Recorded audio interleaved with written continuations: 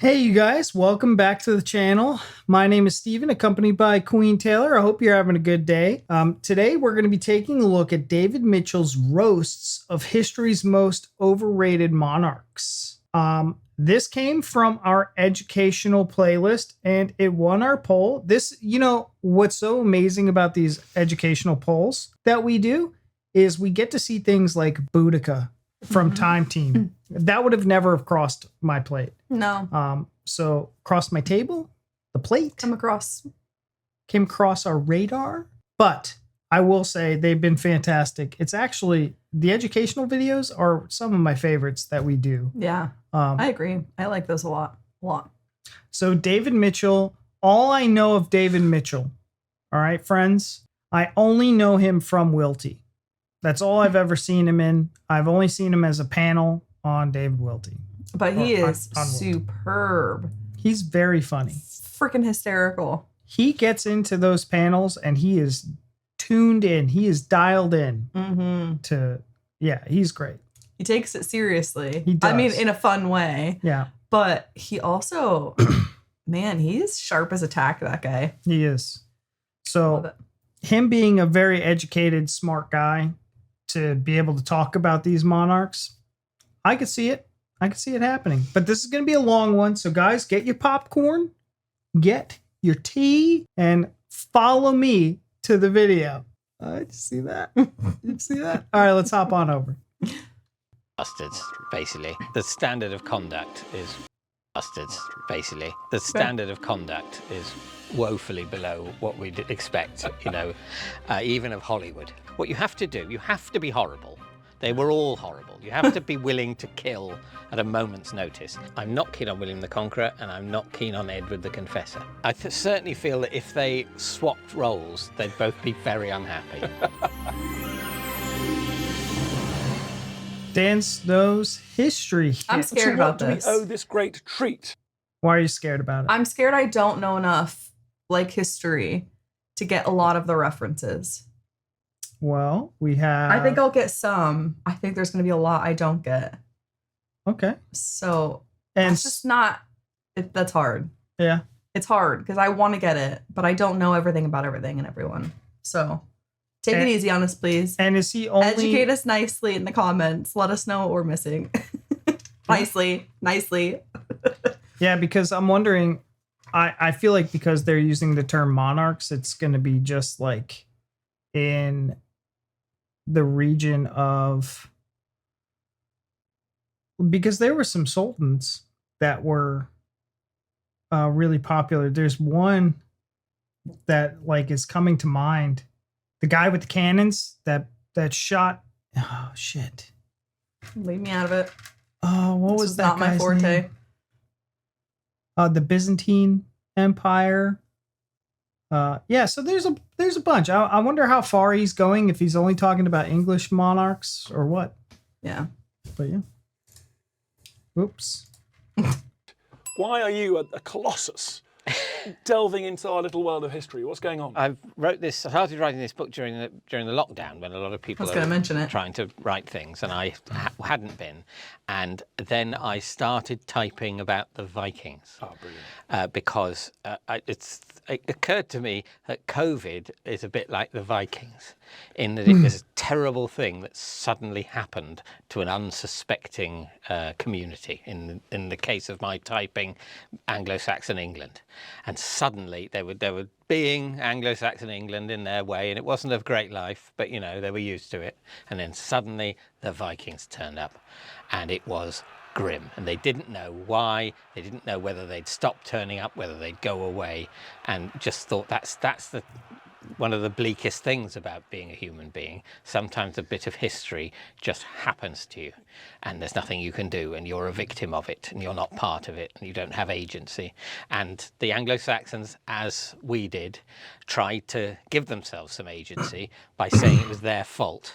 And have all the talk about yes, with COVID, we haven't been preparing enough for pandemics, or that somebody maybe ate a bat, or whatever it was. Let's please, as humanity, let's take ownership of it and make it something we've done to ourselves, rather than the more frightening thing, which is just something that's happening to us that has nothing to do with us and makes us not a villain but just a victim. And that's what happened with the Vikings turning, and the Anglo-Saxons said, "Oh, it's God's cross with us. We haven't been praying enough. We haven't been holy enough." That wasn't why. It was just because that the socio-economic conditions in Scandinavia shifted slightly, as did maritime technology. Yeah, you can't control the waters around the island, David, as we know. That's the ongoing problem in British history. So it used to be Vikings, now it's sewage. That's good. Then they try. I've got images now of the monks on Lindisfarne attempting to sort of enforce social distancing. The monks on Lindisfarne trying to. I'm getting so distracted with this fly that keeps flying around. It's buzzing around them. I've not noticed it. Oh, I've noticed it like 5 times. I keep staring at his book, like perfectly propped up there. Oh, well, that's perfect product placement. Yeah, also, 100%. the Rode mic, and then you got the Rode Procaster up here. It's the same that we've got. Yeah. I was just thinking how either David is very small and this other man is very large. This dude's Or maybe both. He looks way too big for that chair. literally David and Goliath sitting having a chat. I think it's funny how David decided to get into this. Yeah. It's just it's COVID. I want to write a book. Okay. Why not? Let's find some new hobbies. Yeah, new hobbies. Learn new skills. David, as we know, that's the ongoing problem in British history. So it used to be Vikings, now it's sewage. That's a good point. Then they try. I've got images now of the monks on Lindisfarne attempting to sort of enforce social distancing. Sorry, can we just? Well, it's the ultimate social distancing, just going to Lindisfarne, isn't it? I mean, yeah, exactly. Why kings and queens? Why do we return? It's so interesting. We return time and again to this. Does it give us this? Does it give us a track and narrative that we can then hang on the best rest of British history onto? I think so. I think for me, certainly in the medieval period that my book's about, that's the basic political narrative, the who's in charge narrative. And that doesn't tell the full story, but it tells one of the main stories, and it leads you through it. In many ways, there are more important things to look at in terms of the lives of the majority of the people, but in terms of characters and story, that's what I was drawn to. And you can't one of the reasons my book ends in 1603, and one of the reasons is that after that, if you just talk about the kings and queens, that becomes less and less relevant, and that stops being even the main political story after 100 years or so. I think that's so true, because if we're in this pod, we're going to try and just talk about trying to get a bit of a pecking order going. Mm-hmm. And actually, it's so hard to compare medieval monarchs with early modern and modern ones, because you end up having to go, well, was Elizabeth II better than Athelstan? And you're like, it is just, you're comparing two totally different entities, aren't you? I certainly feel that if they swapped roles, they'd both be very unhappy. I think if Elizabeth II was trying to consolidate Anglo-Saxon control on a partly Viking-occupied island, I don't think that would have been her great strength. And similarly, I think he might have found it a bit frustrating, the endless duty and positivity, and he might just, at some point, can I slash someone to bits with a sword? Go, no, Your Majesty, just now take the posy of flowers and smile. Whenever I write and think about kings and queens, it's our bizarre habit of starting the king list with William the Conqueror. It just is so strange, isn't it? And you've gone all the way back to the early medieval as well, haven't you? Well, I thought if we're going to define a book, one of the ways you could define it is say it's about the kings and queens of England. And so you immediately say, okay, so England has to exist. And England didn't exist. I mean, obviously the physical space did, but no one called it England before the Anglo-Saxons arrived, because that term derives from then. So we can forget about the Romans. And similarly, after Elizabeth I, you've got the same monarchy in charge of England and Scotland, and so it starts to be more Britain. But the big problem we all face, isn't it, is who was the first king of England?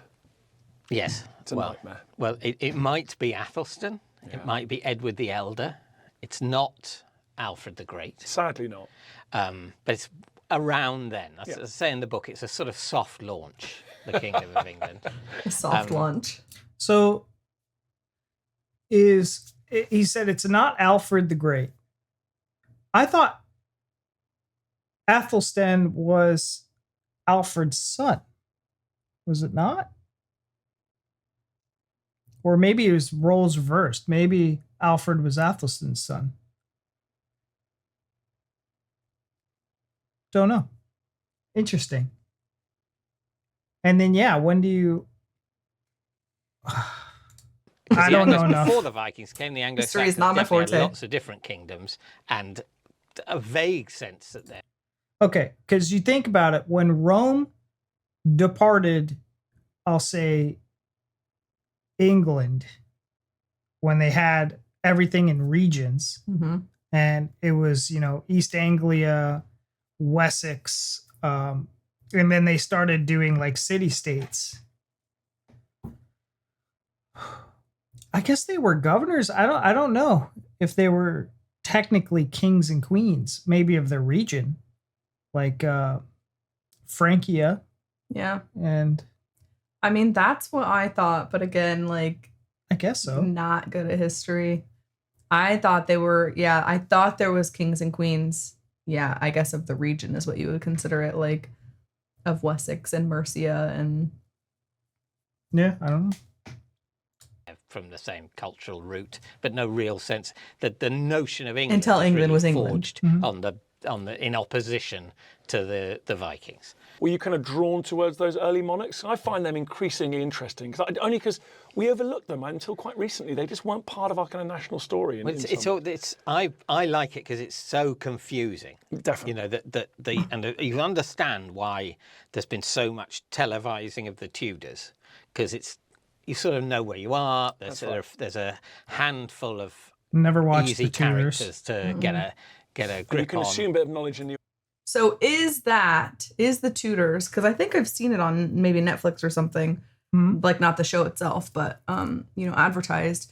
Is the Tudors a show that you would say is historically correct and would maybe be beneficial for us to potentially watch? Yeah, because I on our own, obviously not reaction, but because I find it interesting.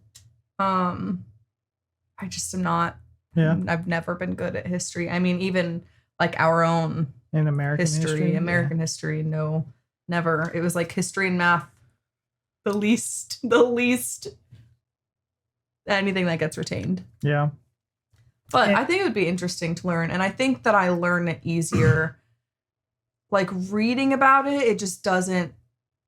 I can't retain it as well. I think watching videos like we do. I mean, yeah, it's not. It's not always stuff that you watch at one time and you remember it all. But I think watching things like certain topics like kings and queens, monarchs, what have you, I think it's easier to understand and retain watching. Yeah. As opposed to other topics, I do better if I read about it. Yeah, some people learn differently, but I definitely think that in America specifically, we have history classes all through the curriculum, all the way up, right?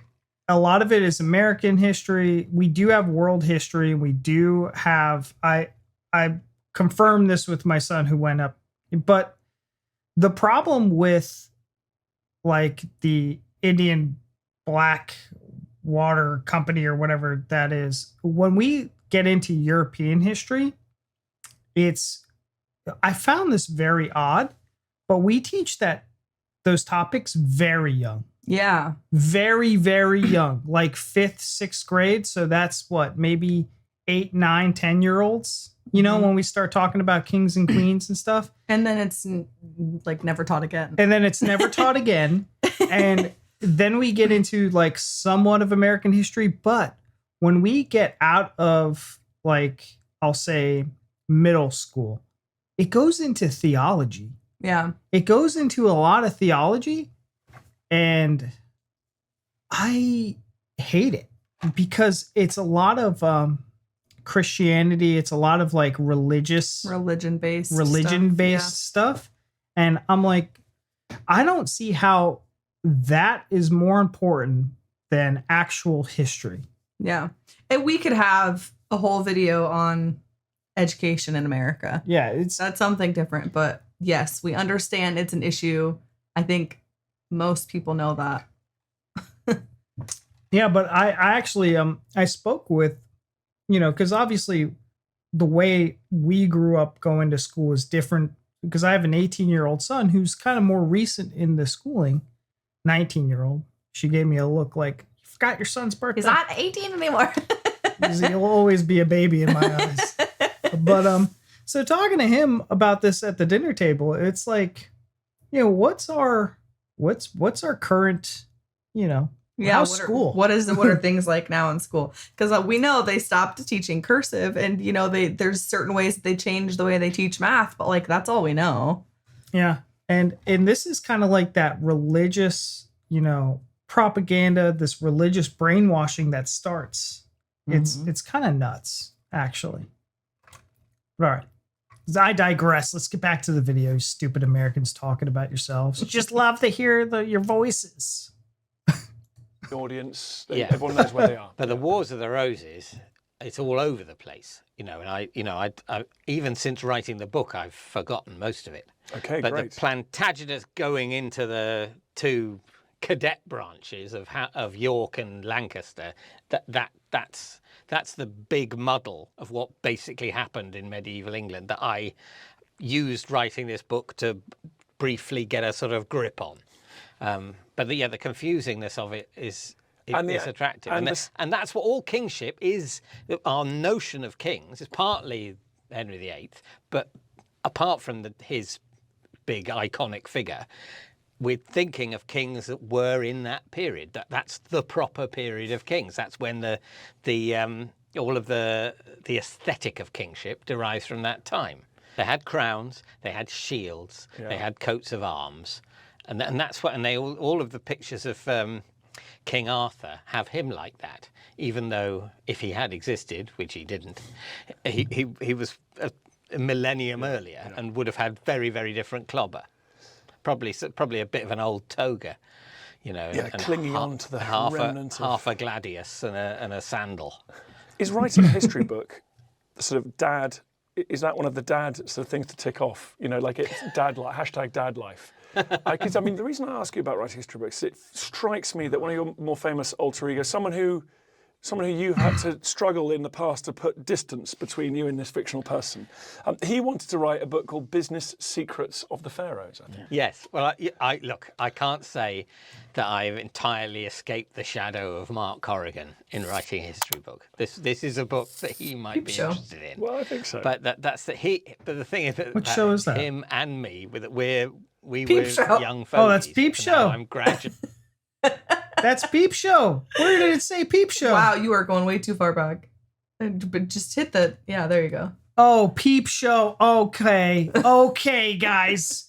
I wasn't looking at the Peep Show logo at the bottom. Not an observant person. You guys all know that by now. I'm looking at the freaking book. I'm looking at this. I literally even said Peep Show, and you're like, what show is that? What show is that? I don't know. So Peep Show's been recommended a bunch. We'll get to it eventually. There's 365 days in the year, you guys. Don't worry. But him and me, we were young fogies, and now I'm gradually growing into the appropriate age for fogies. That's as another young fogey. It's quite nice because all your friends suddenly join. You don't move. You remain as interested in Stalingrad as you were at 19. Yeah. But strangely, your sort of weird mates who are interested in like house music and other things start to, and then sometimes surpass you.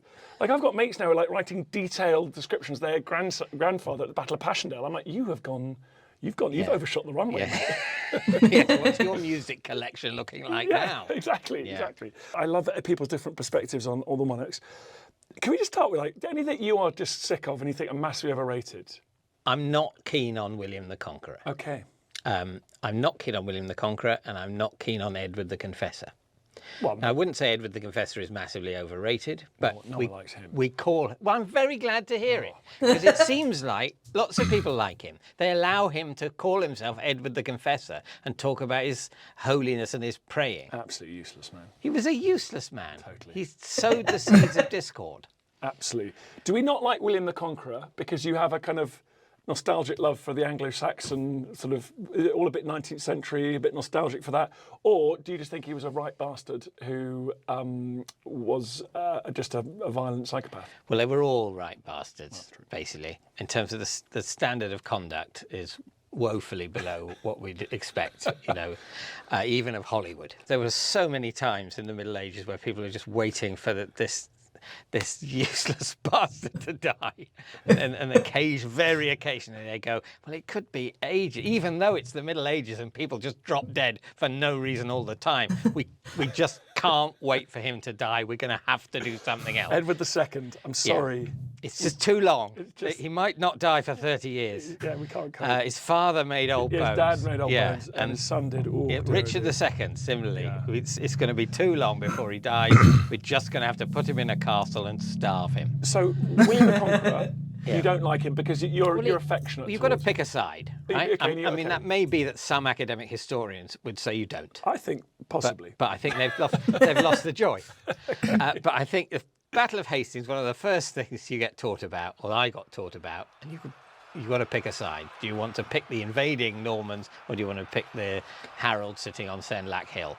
And I picked Harold. Most of the people in my class picked Harold, but turns out, sadly, spoiler alert for people who haven't yet bought the book, Harold loses. Crikey. And that's a bit of a shame. And it's one of the good reasons not to start your history of the kings and queens of England with William the Conqueror, because it's a bit of a pisser. Harold's an attractive character, I think. Yeah, he's very obviously he had no birthright to be king, but that we feel more relaxed about that now, that we're not so keen on the whole notion of people being in charge because of a birthright. But he was professional. He was organised. He did everything right. I don't know anything about him. And he would have won the Battle of Hastings if his army had listened to him. And his brother Tostig was obviously such a horrible person. Yeah. Harold got rid of him. We all know families can be difficult, and I feel for Harold trying to deal with Tostig. And he's got a nice earldom in the north. Things are going nicely for him, but he pushes his luck, and I think Harold deals with it with great dignity. So you're a Harold fan. Yeah. You are not a William fan. Anyone else overrated? I think the Tudors in general are overrated because they're not, and their imagery is great. The portraits of Henry VIII and Elizabeth I in particular, that's great iconography, but they're a bit of an afterthought of medieval kingship, really. And I think in their time England is essentially accepting its own mediocrity. Henry VIII, it's got to be said, he's been overcovered, but he is a lot of fun. I understand why he's had so much coverage, and in a way, looked at in terms of if you take the job of a king not to be to rule his own age, but to give lots of interesting stories to posterity, he has been an amazing content provider, and I do accept that he's fun, but I've had a bit of enough of him. And also, if you think about him for more than 5 minutes, he was so awful, unbearable. Almost you'd rather a complete tyrant. But the fact that he had a sort of an intelligent, thoughtful, intellectual side to him almost makes his tantrums and his crushing insecurity, all the more contemptible. So you're a blood and thunder guy. I mean, you like a king. Was it Henry IV of Navarre and of France said, I rule with my arse in my saddle and my sword in my hand. That's your archetype. Well, that was the way to do it. That's what Henry II did, and he's one of the most effective medieval monarchs, albeit one who sort of met with a sad lone. So Henry VIII was like, I'm intelligent enough and I'm fun at parties, but I'm really insecure, and if you piss me off, I'll kill you. It's like I would go on temper tantrums, and just a bit bipolar. Yeah, that's funny. The end. Yeah, Henry I was great, and he's a professional. I like it. I agree. He got rid of his brothers. Yeah, and he usurped the throne brutally. Which is, no, there was a terribly unfortunate hunting accident in the New Forest where poor Prince Harry saw his older brother William get killed very accidentally and not on purpose at all. Well, he definitely bounced back quickly from his grief, and got in ahead of his the elder brother. I mean, what a life! One of life's losers. Yeah, one of history's losers. Robert Curthose, who died. He was made very old bones, but spent most of his life in Cardiff Castle. Yeah. It's weird when they say it's very old bones. I'm trying to like understand that reference. Yeah. Because I've never heard that just used in normal dialogue before. It's like, No. oh, it's very old bones. No. What are you talking about? I've never heard that either. Guys, explain it. Thank you. You know, Cardiff wasn't the vibrant centre then that it is now. So I feel sorry for him. But no, Henry I, it just feels like he's professional. He got it. What you have to do, you have to be horrible.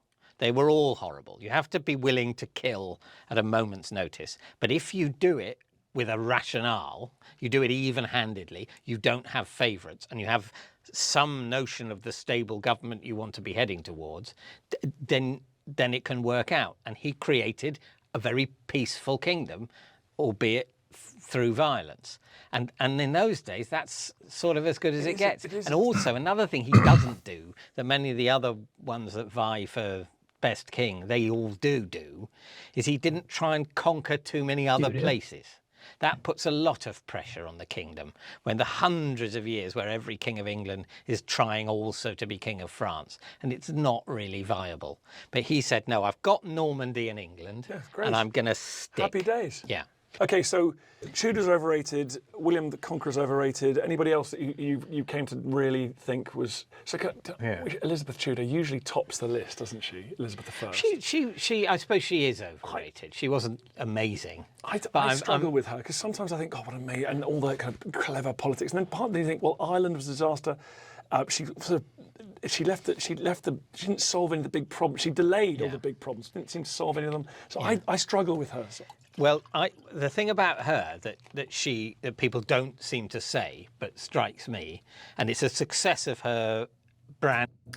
So to be fair, all I know of Elizabeth I is from Blackadder, Queenie, and just from the comments of our Blackadder series, just how, you know, she was kind of batshit crazy, but very posh. And yeah, okay. A bit childlike, I think, is what a lot of people have said. Yeah, it's hard because I don't know a lot about her either. She looks splendid. I just keep thinking of the character from Blackadder, which I know is very kind of... It's supposed to be satire, right? Yeah, over dramatic to what she was actually like. But it's hard because I love the character Queenie because she's just nuts, but in a very kind of funny way. Yeah. So it's hard to imagine her any other way. And I know that's not exactly how she actually was, but yeah, I also don't know a lot about her. I mean, to be fair, I don't know a lot about anybody, any right? of This is them. like thousands of years. True, but I mean, just what they know from history. Yeah. And building that people don't say is she was just very, very cautious. Yeah. And she inherited the throne at a time where she was the daughter of Anne Boleyn. The country is hugely divided, religiously speaking. She was in an extremely insecure position and had a tricky life up to then. So I understand the caution. It's an intelligent person's response, but she sort of knew she was on a sticky wicket and behaved like it, really. And she was, repelling the Armada went well, but everything she actively pushed out into the world was essentially underfunded and nervously done. Well, and she underfunded the poor old sailors who fought in the Armada as well, to their great detriment. So, well, she sort of launched her own Armada, didn't she? Oh yeah, the couple of years later, that went at least as badly. We forgot that one. Yeah. What's our? Dare I ask? Have we got top three? Well, I'd have to. I think Henry II was pretty amazing. I think so too. And he held together. I mean, most of France as well as England, and it's all down to energy. And also, I think he wasn't great at dealing with his own family, because the relentlessness with which his sons tried to overthrow him to me, it suggests that he must have been a difficult chap, domestically speaking. So but he's good. First and second. Yeah. But I'm wondering about, the big two in terms of trying to conquer France are Henry V and Edward III. Yeah. They both tried with all their might to take over France, and they both nearly succeeded. But the whole notion of trying to take over France is so ridiculous that can you count them great kings? For that they've devoted themselves to something that was just, it was a horrible experience for both of the armies. And But if you imagine for a time period back then, conquering France was probably like the apple of their eyes, right? Like, you know, if you think about the conflict that they were going through for many years and all these kings just trying to, you know, like what's your one, you know, staple in your legacy, it would be probably conquering France. Yeah. Right. And the poor French. I mean, you sort of think about all the famous battles of the 100 Years' War. Poitiers, Crécy, and Agincourt, these great victories where outnumbered English armies destroy huge French armies because the French armies have got a ridiculous strategy. It makes the English the underdogs, and it makes us feel all good and plucky. But the reality is all of this is happening in France. The reason the English are so outnumbered is that they have left home in order to destroy the lives, livelihoods, crops and villages of people in a neighbouring country who've done them no harm. So that suddenly slightly turns around the whole plucky underdog thing to say, no, what they are is nasty thieving bandits. And, you know, sometimes a burglar will be in a house and find himself outnumbered by the people that live there. That doesn't make him plucky. I think you're setting quite a difficult set of parameters because you like a thug, but you don't want them to be. Yeah, exactly. But you don't want them to be. You like them to be sort of thuggish within a kind of national community rather than invading the next door one. Yes. Well, I think what I'm expecting. Firstly, you say I like a thug. I think the thuggish nature of government then was regrettable. Yeah. But it's all thuggish. Yeah. So you can choose the sort of bonkers thugs that you don't know what they're going to do next, the more even-handed thugs, the thugs that fail in their aims, the more successful thugs. And so on the basis that they're all thugs, I'm picking the even-handed successful thugs over the unsuccessful capricious thugs. Fair, that's very clear. I have a soft spot for Henry III, who I don't think was thuggish enough. But he's certainly, his worst enemy wouldn't call him a thug. You're right. No. Henry III, and indeed Richard II, and Ethelred the Unready, the unusual thing, a medieval king that doesn't really want to go to war. Henry VI. Poor Henry VI. And Henry VI, he's another one. But yeah, he was. I mean, he had. He said poor Henry more VI. Problems than that. You know, nowadays. We don't want our leaders starting wars. In those days, if you didn't want to ride into battle, it's a big part of the job description that you're not willing to cover. What makes good king or queen? I mean, the organised violence side of it aside, is there anything else? I think all of the things that we expect from government today, you've just got to ignore that. They're not trying for any of it. They're not trying for peace. On the contrary, they're waging war. In terms of education and healthcare, they're not interested. Forget about it. So all you can expect is stability. That's the good kings provide stability, the bad kings don't. And the stability comes from being predictable in your actions and firm and not having favourites. And I think that's why the people, Henry I was particularly good at that. He's even-handed. He didn't have a clique. The worst kings, the one... Not having favorites in terms of who? Do you think that makes a difference? I would think like other diplomats or other... Like people that are there working with you, close hand? Good at family. That. He's even-handed. He didn't have a clique. The worst kings, the ones that caused the most trouble, Richard II, Edward II, Henry VI, have favourites. You were talking about kingship like they don't have human bodies themselves. So I now, as I get older, I realise how different I am at various different stages in my life.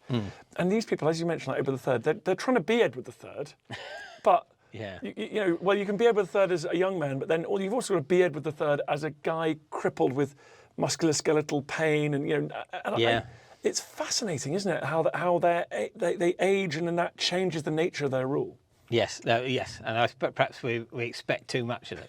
caused a rift between himself and Geoffrey of Anjou and Matilda, his daughter, who was, his designated heir. And because he basically refused to give Geoffrey some castles that had been promised to him. And that is an old man clinging on to all of his possessions and telling himself he's frightened that if he gives these castles to Geoffrey, that's going to start Geoffrey trying to take over Normandy, which I think there's no evidence for at all. But the fear he's feeling really is of death. But he projects that onto his son-in-law. And as a result of that rift, that gave Stephen, the next king, the excuse to Never gonna claim happen. that Henry I didn't really want Matilda to inherit the throne. And that causes 20 years of civil war. And that's the product of the changing mentality of an aging man. Oh, that was a good And obviously Edward III, he completely outlived his faculties, and that was a shame as well. He'd been this great general and quite a good leader and clearly an effective father because his family liked him and had a strong marriage with his queen, but then she died and he starts to lose his grip and is very much in the thrall of his lover, and the country starts going bankrupt because he's still trying to fight a war in France, and it's a very, very sad end to a very glorious reign. I think that stinks. And they're often overlooked, aren't they? I think Henry I had a very good wife, and Henry II had a remarkable wife. And as you say, but I think that those are some of the details that we can ignore. Perhaps, see, husbands with good queens. Traditionally, men have written about them through a kind of military lens. Yeah, and we don't hear so much about the queens. The Queen's consort. Speaking of amazing wives, we've got Eleanor of Aquitaine, we kind of mentioned, but then Emma of Normandy is fascinating, isn't she? Being wife of 2 kings. Emma of Normandy was married initially to Ethelred the Unready. She was his second wife. His first wife was called Elfiefu, and so he made Emma change her name to Elfiefu. Made things easier for him. But anyway, when he died, she then married the next king. But one, Canute. And so she's from Normandy. Canute. She's married into the Anglo-Saxon royal house and then the Danish royal house. And her son by Ethelred the Unready, Edward the Confessor, was a later king. Her son by Canute, Harthacnut, was later king. She was a major sort of power node at that time, and she kicks off the whole relationship between England and Normandy, and we know where that led. And so we don't have any of her words. We don't really know what she was thinking or saying, but she was right at the center of things and an amazing survivor. So yeah, it's a sort of sign that there are powerful women doing things as well, but we're not necessarily as aware of them as we should. So her From the shadows. I know. So what was it? Ethelfled or Ethelred? Ethelred. Ethelred. Was he gay? Was he a gay man as king, or wanted to be? Because she's the woman. You're gonna hate. You're gonna really be upset with me. Oh, I see where this is going. In the Last Kingdom, the show, he was the bastardly brother. He dies in battle, but then she marries Canute. I don't remember her marrying Canute in the show, but there's definitely I don't think you're thinking of the right people. I might not be. I don't think so. But I thought he was into his little stewardess or his bodyguard. I don't think that's him. I don't know. Yeah. I don't think that's her, at least. I don't think you're thinking of the right woman. I don't know if that's the right guy or not. But I don't think so. I do remember. For some reason, I feel like he was very young. Yeah. I don't know. I mean, they probably were all young and dying at 30s or something like that. Yeah, but I mean young. Hmm. I don't know. I do remember the queen that married into the Danish. And I do remember that from the show. I just can't place how accurate, historical accuracy I was going to say, you're going to get ripped with but I mean, those shows not being accurate. That's all, when we're saying names, that's where I can relate them to. Unfortunately, I would never Like that would never be a name I would have heard outside of that show. No, I mean, a lot of these names I've at least heard and probably learned about 20 something years ago, but there's also been names that they've mentioned that I'm like, that's my first time hearing it, at least recollection of hearing it. There's been a couple names that I'm like, that's new. And I wouldn't be able to rank any of the kings either. Like, no, I couldn't either. Mm-mm. When you're sitting there in modern Britain, writing away, do you think these men and women, did they matter?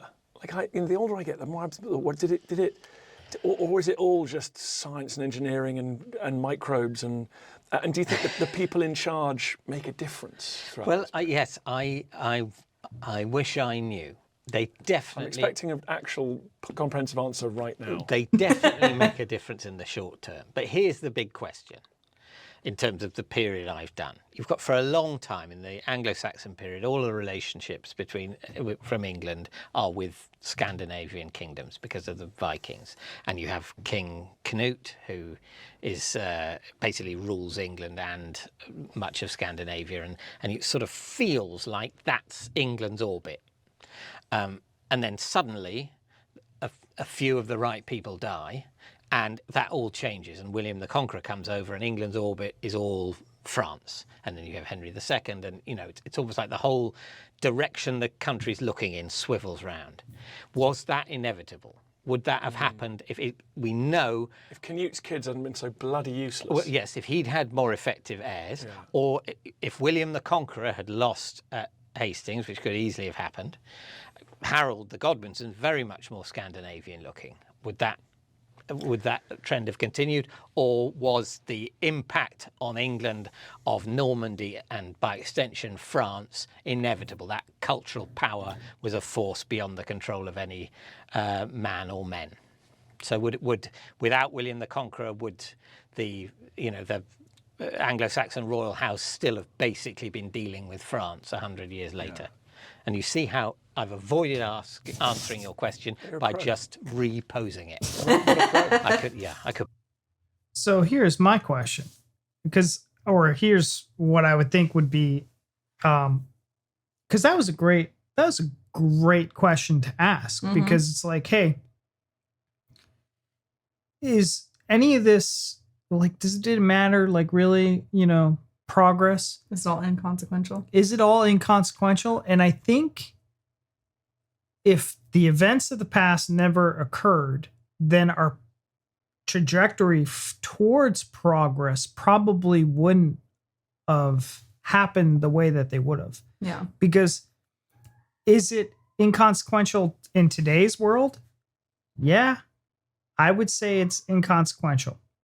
But today's world wouldn't have existed if it wasn't for the things that happened in the past. If that makes sense. Totally different. We could still be in a king's land, like barbaric, which I wish there was a way to go back. Obviously, this is not like realistic, but to go back in time and everything that's happened the way it's happened, to do the opposite, just so you could then like flash forward to get like a picture of what things would be like now had they been the opposite of what they were. Like anything that happens in my life, I'm like, if I would have done this instead of that, I wonder, like, I want to see what that would be like. Just to be able to go back in time and do that would be so cool. Just to see, like, what would things be like now if everything was completely different than it was. Yeah, if these outcomes had changed. Yeah. Like they were talking about with Harold beating William I, or William the Conqueror. Yeah, it's all in the grand scheme of things. Like when you're learning about the history and all this, like there's probably millions upon millions of people that have no idea about the monarchs. Yeah. I can guarantee you that's the case. Just because for their time period and for right now, it's inconsequential. Plus, it's so long ago that you never know. Obviously, people from all these time periods, going back shaped ways. History. Well, I mean that too, but like they're dead, right? Yeah, they're dead. So what we know from history books and stories, and who knows how much of that is accurate, 100% accurate. Going back to you talking about how we watch these things, you know, you recognize the names from like TV shows that we watch and stuff. It's like when Alfred told Uhtred, you know, I'm not going to write you in the books. Nobody will know your name. He changed the way things happened in history based off what he wanted to be written. So like, who knows how much of that is real, that really happened that way. Yeah. And you know what I mean? Historians back then, like, were they biased? Yeah. Were they, you know, were these kings like really not as effective? Because we would never know. We would never know. We would never know. We would never know. Thankfully, in today's day and age, we have the internet and movies. So like our kids and kids and kids, you know, our great grandkids will be able to watch our videos back and be like, look at these primitive, you know, creatures. What is that shirt? That's weird. It's cotton. They got like in the future, they're not even going to have clothes. It's going to be like a holographic. They're just going to. That's Be weird. a spacesuit. Be a politician. Should be. He wasted it. Quick fire Ooh. questions. This is fun. Best monarch to go for a beer with?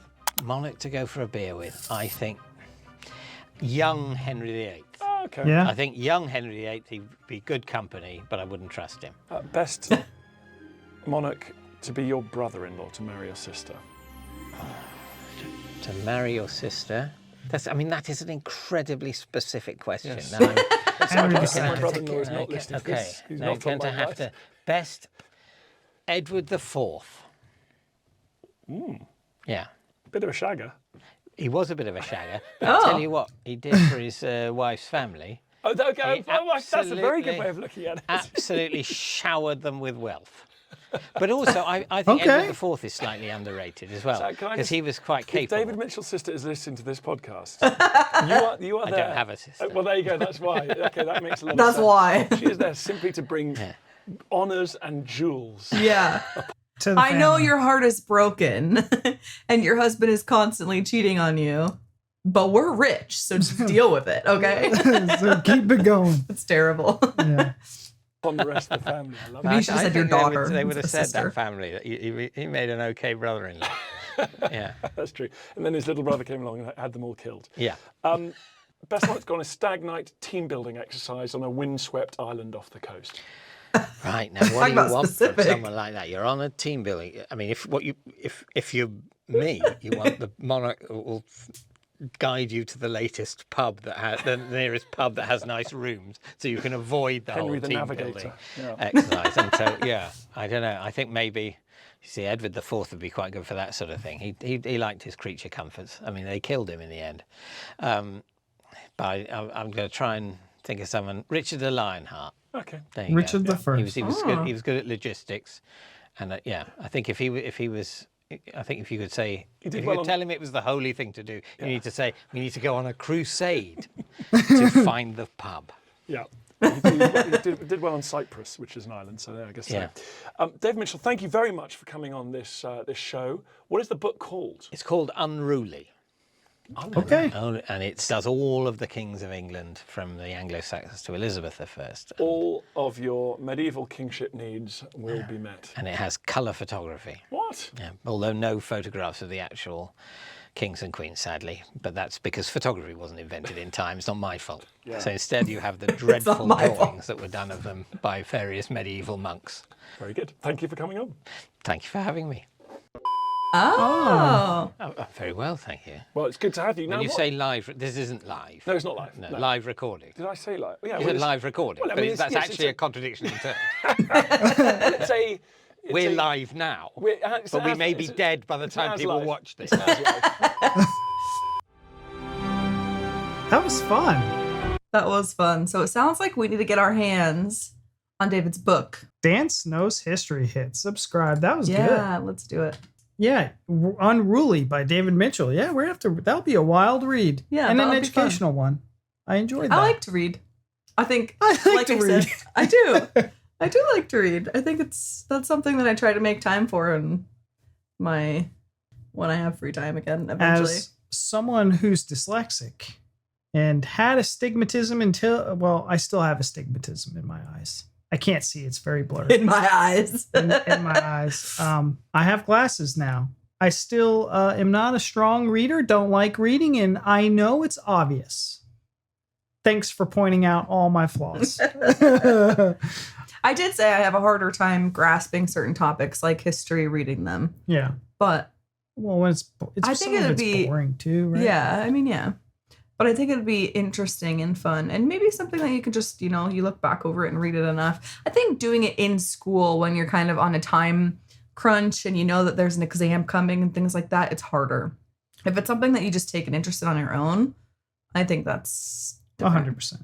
This was for me, I think right now, the time, us in our, late 30s, this was mid. Okay, mid to late. But anyways, someone in our age group, this is more because obviously our comprehension level, like back when I was a kid learning about, any kind of history at all, I couldn't give two rats asses about what I was so focused on my own like wants, my selfish wants and needs at the time. Like if I wanted to, because this was so disinteresting, I just wanted to play video games or fuck off and, do something else. Yeah.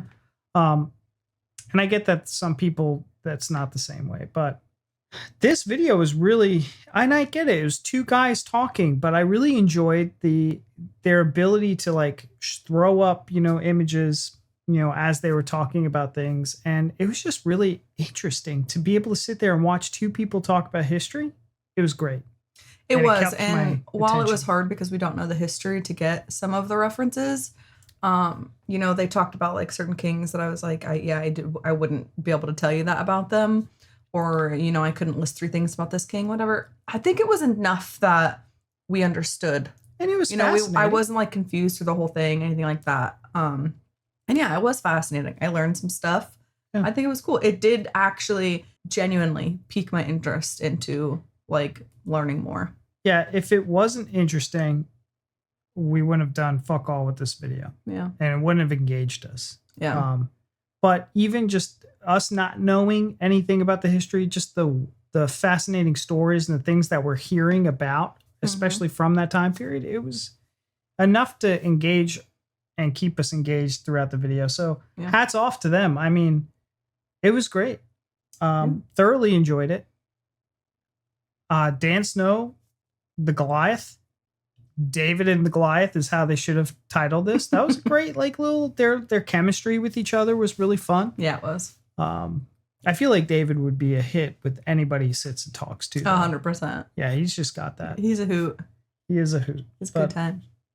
Guys, that's our time. I know this was a long one, but thank you so much for sticking around. If you enjoyed this, give it a thumbs up. Subscribe to the channel for more. We're trying to do some crazy educational videos, and this is right up our alleys. I'm a sucker for medieval stuff. Yeah. I love that time period. I played video games of that time period. Like I watched the movies. I just love that time period. It's hot. It's hot, baby. It's hot. Armors. Bring back the armor, dudes. But yeah. All right, I'm done. We're done. Thank you guys so much for watching. We'll see you in the next one.